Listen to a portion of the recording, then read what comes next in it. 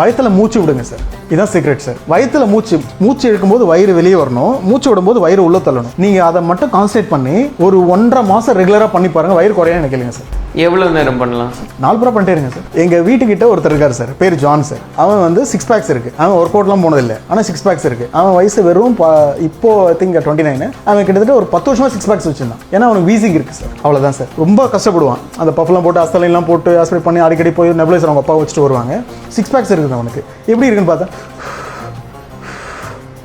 ரொம்ப கஷ்டப்பட்ட மூச்சு இழுத்து விட்டு வயிற்றுல மூச்சு விடுவாங்க சார். அப்டமல் ப்ரீதிங் தான் அது சீக்ரெட்டே சார். நீங்கள் நாள் பூரா தொரக்கோ அப்டமல் பேட்டர்ன் ப்ரீதிங், அப்டமனோ தொரக்கோ பேட்டர்ன் ப்ரீதிங்னு இருக்குது. ஆனால் யாருமே மூச்சு விடும்போது வயிறை கவனிச்சிங்கன்னா வயிறு மூவ்மெண்ட் கம்மியாயிடுச்சு. அப்போ செஸ்ட்லேயே தான் மூவ்மெண்ட் போகுது. இந்த தொராசிக் எக்ஸ்பான்ஷன் போக போக நோய் சார்.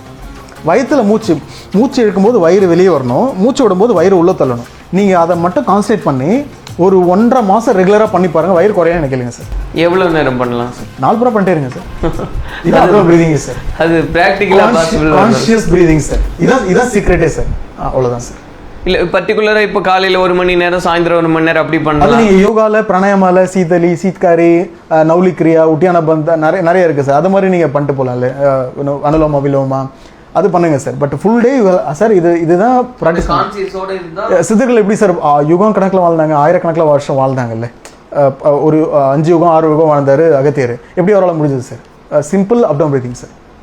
கண்கள் பாதுகாப்பு அதை பற்றி சொல்லுங்களேன் sir. Super sir. Sir simple technique sir. கண்ணு ஸ்ட்ரெயின் ஆகிட்டே இருக்குது சார். ஐடியில் இருந்தாலும் எல்லாருமே மொபைல் ஃபோன் இப்போ எல்லாருக்கும் வந்துச்சு. ஒரு மினிட்டுக்கு 15 டைம்ஸ் கண்ணை பிளிங்க் பண்ணுன்னு சொல்கிறாங்க. அப்படி பிளிங்க் பண்ணுறாங்கம்மா சார்? கிடையவே கிடையாது. பார்த்துட்டே இருக்கும் ஃபோனை.